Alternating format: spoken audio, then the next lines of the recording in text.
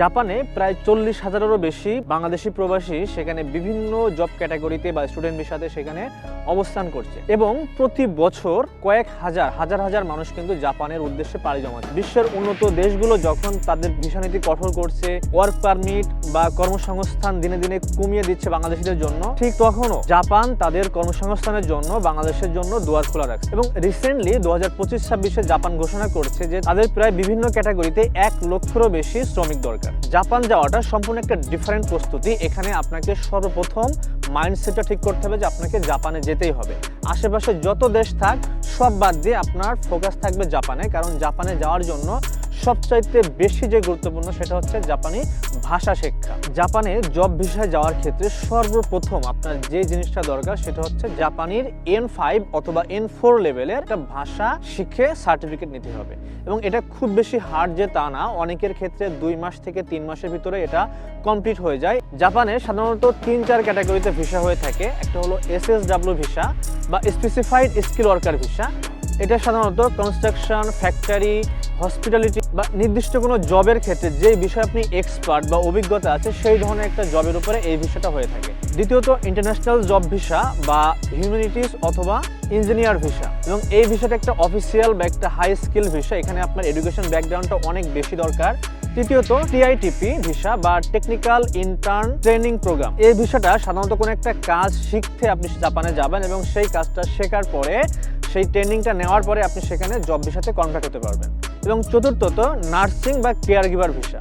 জাপানি ভাষা শেখার পরে সেকেন্ড স্টেপ হলো যে আপনার এজেন্সির মাধ্যমে জব অফার ম্যানেজ করা, বা জাপানে যদি আপনার নিকটস্থ কোনো আত্মীয় থাকে তাহলে তার মাধ্যমে যোগাযোগ করে জাপানের কোনো একটা কোম্পানি থেকে আপনার যে জব ক্যাটাগরিতে আপনি যেতে চান সেই ক্যাটাগরির কোনো একটা জব অফার ম্যানেজ করা। আর এই জব অফারগুলো অবশ্যই বাংলাদেশের সরকার অনুমোদিত যে এজেন্সিগুলো আছে যারা জাপান নিয়ে কাজ করে সেই ধরনের কোনো একটা বিশ্বস্ত এজেন্সি খুঁজে তাদের মাধ্যমে কাজ করা। এবং জব অফারের জন্য কোম্পানি থেকে আপনাকে একটা ইন্টারভিউ নিতে পারে, এবং ইন্টারভিউতে যদি আপনি সিলেক্ট হন, অর্থাৎ প্রাথমিক ভাষা শিক্ষা এবং কোন কাজে যাচ্ছেন সেই কাজের যদি কোনো এক্সপিরিয়েন্স বা সেই কাজ সম্পর্কে যদি আপনি সঠিক উত্তর দিতে পারেন, তাহলে কিন্তু আপনি খুব ইজিলি এখানে মাত্র 1 সপ্তাহ থেকে 1 মাস বা 2 মাসের ভিতরে কিন্তু আপনি জব অফার পেয়ে যাবেন। যদি এটা সিজন ভেদে অনেক লেটও হয়ে থাকে, তবে নর্মালি এটা 15 দিন থেকে 1 মাস সময় লেগে থাকে।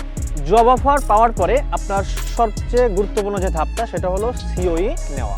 COE হচ্ছে সার্টিফিকেট অফ এলিজিবিলিটি। কোম্পানিতে সিলেক্ট হওয়ার পরে সেই কোম্পানি আপনাকে COE এর জন্য জাপান ইমিগ্রেশন ডিপার্টমেন্টে COE এর জন্য আবেদন করবে, এবং এটা সাধারণত 1 থেকে 3 মাস লাগতে পারে। এটা খুবই একটা গুরুত্বপূর্ণ বিষয় জাপান যাওয়ার ক্ষেত্রে। COE ছাড়া আপনি কখনোই জাপানের ওয়ার্ক ভিসা বা কোনো ভিসা আপনি পাবেন না। আপনার যদি সকল ডকুমেন্টস ঠিক থাকে এবং কোম্পানি যদি ঠিক থাকে তাহলে আপনি মাত্র 1 থেকে 3 মাসের ভিতরে কিন্তু আপনি COEটা পেয়ে যাবেন। আর COE পাওয়া মানে আপনি 90% জাপানের ভিসা পেয়ে গেছেন। COE সার্টিফিকেট পাওয়ার পরে নেক্সট স্টেপ হলো আপনার বাংলাদেশে জাপান এম্বাসিতে ভিসার জন্য আবেদন করা। বর্তমানে ঢাকায় VSF গ্লোবালের মাধ্যমে এই প্রসেসটা সম্পন্ন হয়ে থাকে, এবং এম্বাসিতে ভিসা অ্যাপ্লিকেশন জমা দেওয়ার মাত্র 7 থেকে 10 কর্মদিবসের ভিতরে আপনি আপনার জাপানের ভিসাটা পেয়ে যাবেন। তবে ক্ষেত্র বিশেষে বিশেষ করে 10 থেকে 15 দিন বা 1 মাসের সময় লাগতে পারে। জাপানি ভিসার জন্য যে ডকুমেন্টসগুলো প্রয়োজন সেটা হচ্ছে আপনার একটা ভ্যালিড পাসপোর্ট প্রয়োজন, COE এর মূল কপি ও photocopy, job offer letter, visa application form, 2 থেকে 4 কপি ছবি, শিক্ষাগত যোগ্যতা অভিজ্ঞতা সার্টিফিকেট, কোনো ক্ষেত্রে মেডিকেল সার্টিফিকেটের প্রয়োজন হতে পারে, যদি চায় তাহলে দিবেন। এছাড়া যদি পুলিশ ক্লিয়ারেন্স চায় তাহলে পুলিশ ক্লিয়ারেন্স আপনাকে দিতে হবে, এবং এই সম্পূর্ণ প্রসেসের মাধ্যমেই আপনি জাপানে যেতে পারবেন। জাপানে যাওয়ার ক্ষেত্রে শিক্ষাগত যোগ্যতা আপনার HSC লেভেল পাস হলেই এনাফ। এবার আসুন জাপানের কাজ এবং ইনকাম এবং খরচ কত। জাপানে বিভিন্ন ক্যাটাগরির কাজ হয়ে থাকে। মোস্ট অফ দেম কাজ আপনার কনস্ট্রাকশন সেক্টর বা ফ্যাক্টরি সেক্টরে হয়ে থাকে। এছাড়া এগ্রিকালচার বা কৃষি সেক্টরে কিন্তু জাপানে প্রচুর কাজ হয়। এছাড়া grocery shop, super market, hospitality, এই ধরনের নানা সেক্টর আছে যে সেক্টরগুলোতে জাপানে জব হয়ে থাকে। জাপানের বেতন সাধারণত যে সেক্টরে আপনি জব করেন না কেন সাধারণত একটা বেসিক বেতন আছে, সেটা প্রায় বাংলা টাকা 1.5 থেকে 2 লক্ষ টাকা হয়ে থাকে, এবং এখানে খরচ বাদ দিয়ে আপনি প্রতি মাসে আপনি 1 লক্ষ টাকা প্লাস সেভ করতে পারবেন। এবং আপনি যদি আপনার কাজের পাশাপাশি যদি পার্ট টাইম কোনো জব করে থাকেন তাহলে কিন্তু আপনি 1.5 লাখ থেকে 2 লাখ টাকাও ইনকাম করতে পারবেন।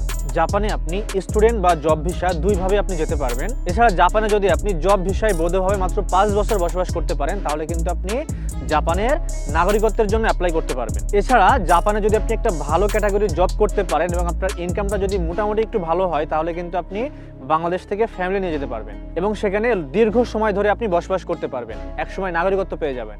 সো এটাই ছিল জাপান সম্পর্কে আজকের ভিডিও। আপনার জাপান যাত্রা শুভ হোক এই কামনায়। দেখা হবে নেক্সট কোনো ভিডিওতে ইনশাআল্লাহ।